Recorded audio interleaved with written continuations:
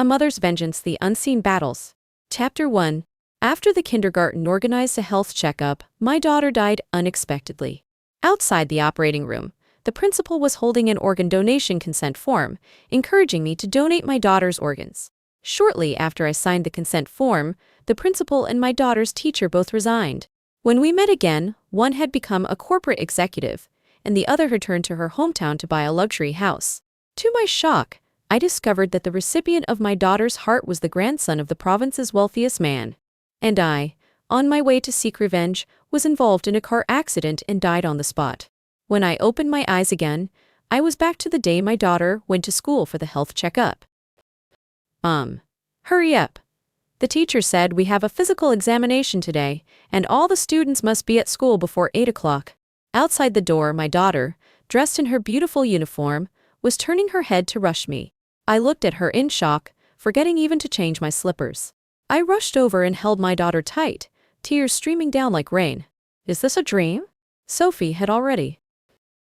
A month ago, the kindergarten said that a big boss sponsored a free health checkup for all the school students. I happily took my daughter to school. But a few days later, before the health report came out, something happened to my daughter at school. The teacher said my daughter secretly ate candy picked up from the ground. The police arrested the madman who threw candy into the school. But my daughter, who loved to look pretty, to protect her teeth, would even refrain from eating her favorite chocolate at home. How could she pick up candy from the ground and eat it? Chapter 2. The doctor declared my daughter's resuscitation efforts were in vain, and she was pronounced dead.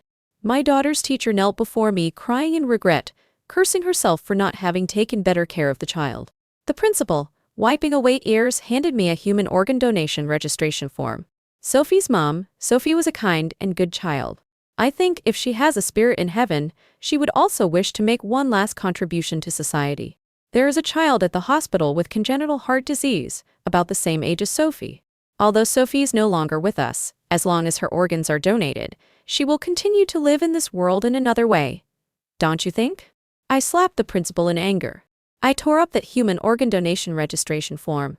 But later, seeing that child lying in the hospital bed, who could die at any moment from heart disease, I endured the severe pain in my heart and signed my name on the consent form. Chapter 3. My Sophie was taken into the operating room, where her heart, both kidneys, liver, and corneas were removed. With her own life, she saved 6 children.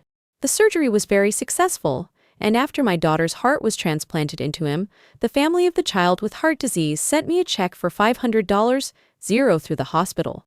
$500? Zero? What do I need this money for? I just want my Sophie back. With trembling hands, I wanted to tear up that check, but my husband and mother-in-law pushed me aside and happily accepted the check with smiles on their faces. At night, unable to sleep, I wanted to visit Sophie's room. Unexpectedly, I overheard a conversation between my mother-in-law and husband. Did you get the remaining $500 from Principal Diana? My mother-in-law asked in a lowered, excited, and agitated voice. Yes, and a few other families also said they would give tens of thousands in compensation. Tens of thousands are not enough. Tell them to forget about the rest, but Sophie's kidneys are not cheap. At least another $300 per family. My blood ran cold, and with a buzz in my head, I leaned against the wall, covering my mouth tightly. In the room, my mother-in-law was still excitedly discussing with my husband. That cheap Meredith Lane, occupying the toilet without using it, gave birth to a loss-making child, treated her like a treasure, and had the nerve not to bear me a grandson. Now it's good her precious daughter turned into a pile of ashes and earned the family more than $1 million.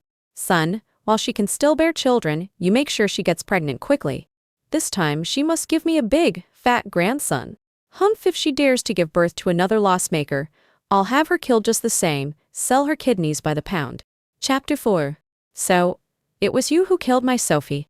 I stormed into the kitchen, grabbed a kitchen knife, and wanted to rush in and kill these 2 beasts.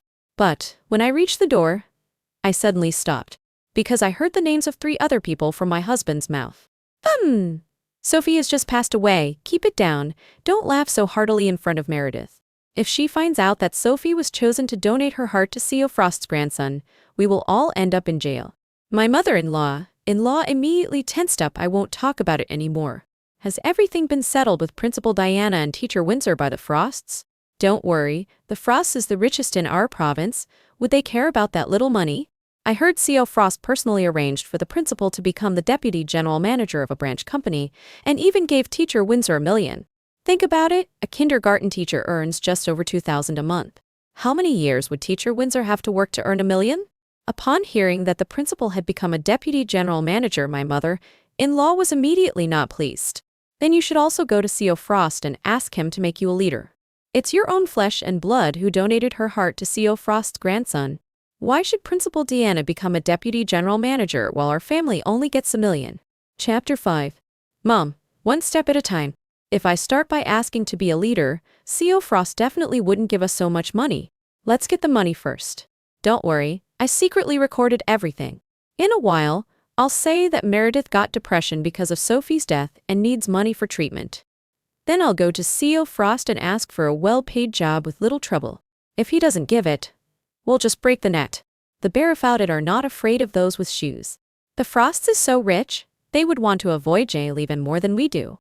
In my previous life, after hearing my mother-in-law and husband's conspiracy, I was so angry that I trembled all over, and the kitchen knife in my hand slipped and fell to the ground, alerting the mother and son.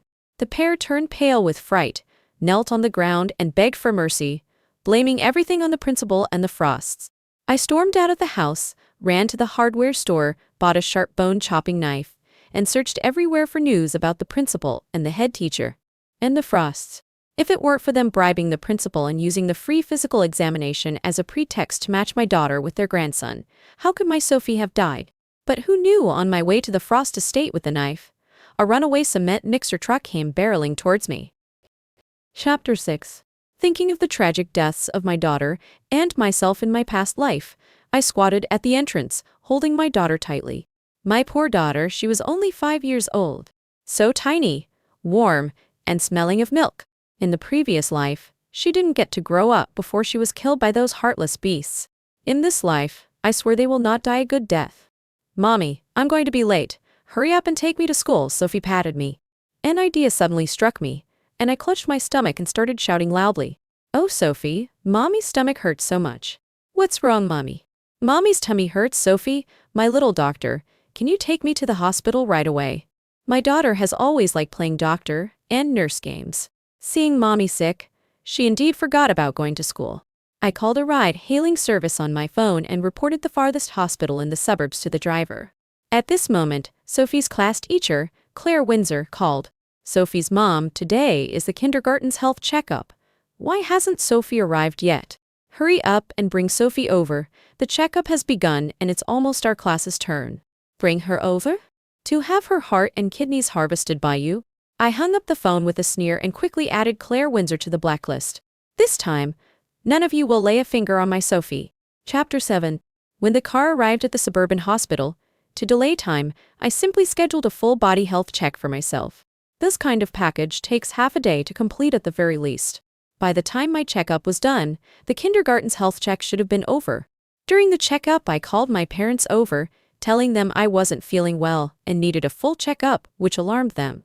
Just then, my husband's call came through. Meredith Lane, where are you? And Sophie?